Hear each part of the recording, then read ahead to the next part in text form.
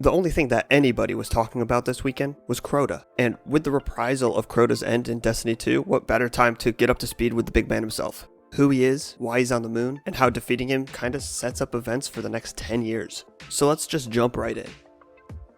A basic thing you need to know about the Hive first is that their society is built on a tribute system, which is basically just a pyramid scheme.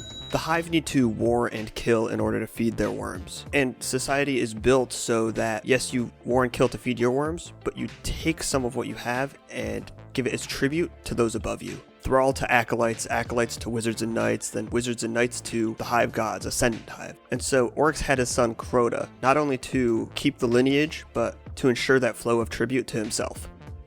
When Crota was born, he was only given his name and a sword, and he was forced to earn his place at Oryx's court. And he wasn't Oryx's only kid, he had 3 siblings, his 2 sisters, the Death Singers, Ir Halak and Ir Anuk, who we actually kill in King's Fall, and a brother, Nokris, who was eventually exiled for his necromancy, because the Hive kind of deemed necromancy as heretical to their sword logic. Of these 4, it was Crota who was made Oryx's heir, and he was given orders to watch over his sisters as they experimented with making themselves more powerful while Oryx was away. This is where Savathun, Hive goddess of cunning and deceit, sort of got into his ear and convinced Crota he should be doing the same thing, make himself more powerful. Unfortunately, in doing so, he accidentally releases the Vex directly into Oryx's throne world.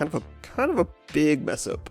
During this invasion of the throne world, the Vex were attempting to understand the sword logic, and through that they created Curia, Blade Transformed, a Vex mind that understood that sword logic and led the Vex to slaughtering Hive throughout the dimension in order to get stronger themselves, in a back and forth war that lasted about a century before Oryx returned and put a stop to it. And he was not pleased with Crota. He actually threw Crota into the Vex gate with the order to return home covered in glory, or to never return at all. So for centuries, Crota used that Vex network to fight across space and time, furthering his own legacy and cementing tribute to both himself and his father.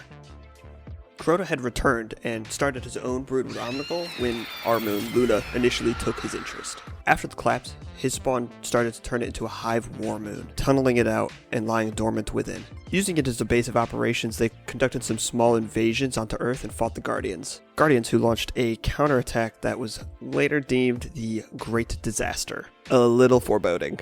On the moon, Crota and his brood slaughtered thousands of Guardians who were attacking, including the legendary Titan, Wei Ning. He impaled her on his own blade. Another Guardian he killed with a knife carved from their own ghost in an act of just awful brutality. Before Crota could kinda seal the deal with the whole destroying humanity thing, an incident occurred, resulting in a lack of tribute going to Crota, and he had to slumber in his throne world to recover, ready to return at the moment he was at full strength, and leaving his brood to guard the Hellmouth.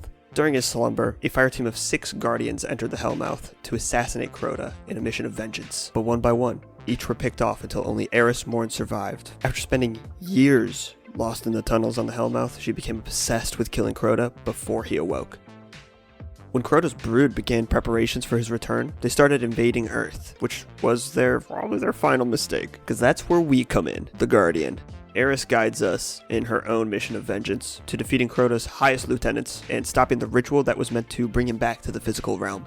Finally, a newly formed fireteam of 6 Guardians enters the raid Crota's End. In this capstone of the Dark Below expansion that houses all this story, we enter Crota's throne world, the Oversoul Throne, and finish what Ariana 3 and Eris Morn set out to do decades ago. Even after his death, Crota's impact on the Soul system is blatant. There was an obvious immediate after effect, catching the attention of Oryx, who came on his own personal mission of vengeance, leading to the Taken King, and, eventually Savathun and Xivu Arath following. The presence of Crota haunts many Guardians, as is apparent in the Shadowkeep expansion. That story had to do with the nightmares coming from the Lunar Pyramid and haunting everybody. Crota was one of the big nightmare bosses, for probably what are obvious reasons. I think he is a nightmare for every Guardian, especially after the Great Disaster. During that expansion, Crota's daughters even took up residence at the top of the Scarlet Keep, working to continue the Hive's fight against humanity, although eventually being killed off due to the scheming of Crota's own aunt, Savathun. So yeah, Crota was a pretty bad guy. Our first major Hive enemy and a precursor of what was to come. I'm personally very glad we could finally take the fight to him in Destiny 2. I never ended up doing Crota's End in the original Destiny, so I'm going to be grinding it out and doing my part in this fight. That's going to be it for now. like, comment, sub down below. See you next time.